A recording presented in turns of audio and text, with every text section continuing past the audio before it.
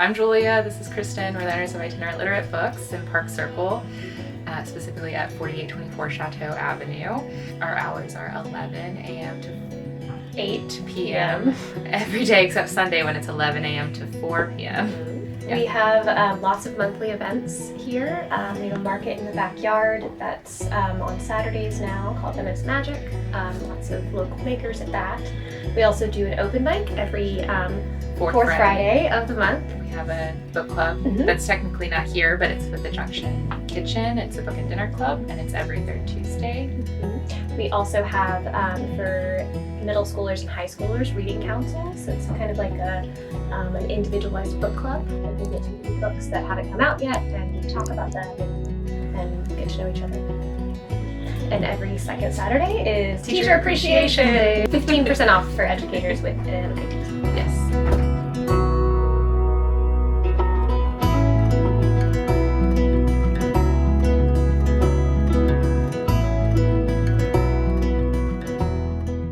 And so we were working at the same publisher, and both knew no one else here. Yeah. Well, we would go to happy hour at Barca. Yes. And we would talk about the events that we saw other bookstores were doing around the country from a newsletter that we signed up for when we were in Denver, called Shelf Awareness. And so we would just kind of like sit and be like, oh, I wish there was a bookstore doing an event like that here. You know, when we would have these ideas of like, we had a store, we would do, XYZ event. How cool would that be? And then we started a Google document of these ideas. Gathering all the ideas together. Maybe if one day we start a bookstore, we would do these things.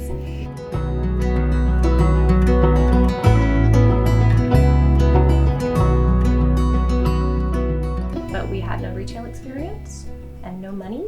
Yeah, we wanted to establish credibility before trying to ask for a larger loan possibly, or to do a crowdfunding campaign. We wanted to be able to have something to show that we could do it on a small scale first, and to see if we actually could. Could do it. Yeah, that would be quite foolhardy. Yeah. And so that's how we're here now. So we went to Johns Island, Bali, Mount Pleasant. The general Charleston metro area. Most of our events were in North Charleston, even before we moved here. It's better to try and partner with another business that has the space, and so you're not going to take up precious parking spots for people. And so what that translates into is breweries, pretty much exclusively. Yeah. It's a good captive audience. People usually, you don't go to a brewery for 20 minutes. You're usually there for a few hours. It's both daytime and nighttime. And there's kids as well. If you find a brewery, we probably did go there, or we're going to go there. We opened in July of 2018. Bookstore was always the goal. Right, yeah. We started the Bookmobile with the assumption that we'd be working toward a brick and mortar store. We knew the owners who used to be here, and so they needed somebody to take over their lease. And we're like, oh, perfect timing. Yeah. So, yeah. Had a weekend of rapidly putting together lots of budgets and seeing what kind of projections we could point out, and the math added up. So we said yes.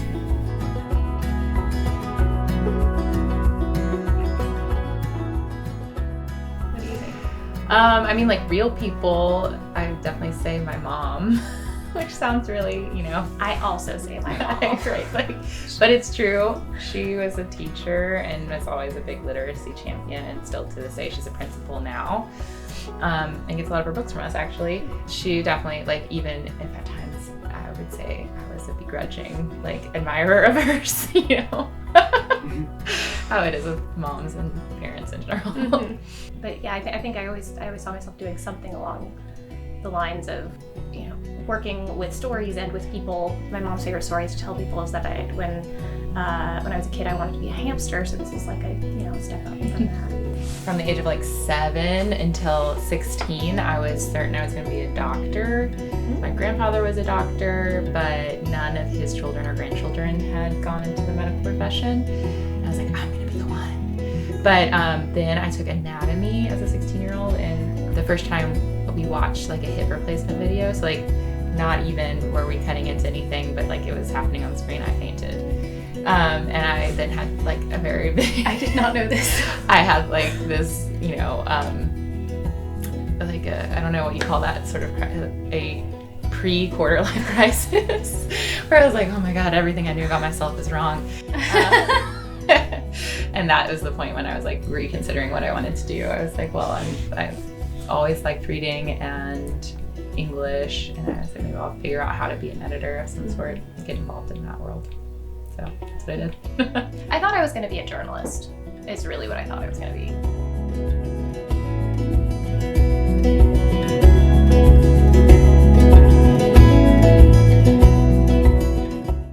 And I mean, I think the product that we sell is it inherently lends itself to community building. There's a man from Harvard who did a study of bookstores for like the past 10 years, and like one of the three things he found that set bookstores apart as retailers, like physical store retailers, was the community building. So I think that the community building part of bookstores has always been there, and it's only become more important. So one of the reasons that we wanted to try and start a bookstore in the first place was kind of community building, I'd say. When we started with the bookmobile, we just wanted to be really inclusive for everyone who was coming into the store. So in that end, we also tried to make sure that the books we had reflected people who were coming into the store, or there was just like a really diverse offering of genre and topics and things, so that people could find what they're looking for and find new stories maybe that they wouldn't have found otherwise. I mean, we had community following us to the places we would go, and I think when we opened, that helped a lot, because we already had, an audience who was kind of rooting for us once we opened here. We have a lot of people who, meet others that they wouldn't have met otherwise here. That's kind of the space that we want to create. Then, even before we had the storefront, we started our book club, which I feel like is our most successful community building endeavor, where we've definitely seen friendships formed and blossomed there, which has been really fun. Like, I think it's about having a city with a rich offering. Bookstore, I think, is kind of what we wanted to help add to.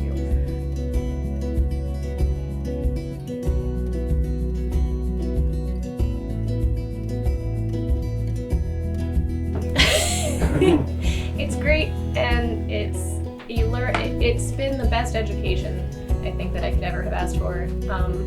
It's not easy. Yeah. Which I feel like is like the stupidest thing I can say, but there's like the nice part where you're your own boss, but then there's also the not nice part where you are your own boss. One of the most common questions we get in the store is, how are you financially doing? Which is always an interesting question to be asked. Yeah. And specifically, how are you doing it in light of the fact that bookstores are closing all over the place? We have a terrible example of the fact that Barnes & Noble did just close up the road, but independent bookstores are actually on the rise. Year-over-year growth. I mean, there's been constant year-over-year growth in terms of opening and in sales for the past 5 years in the independent books sector. So they're not dying. They're just not.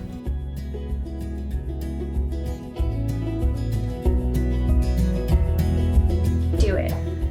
Yeah. I'd say don't be afraid to ask questions. Yeah. And do all the research you can. There's a lot out there that you can read about starting a business, reading other people's stories, but then don't be scared to ask questions. I think that's the best thing you can do. And contradictorily, it seems, also don't be afraid to follow what you think is best. Right. Yes. Hello. How are you doing? I'm on in, don't worry. Oh, yeah. Yes, I'm security.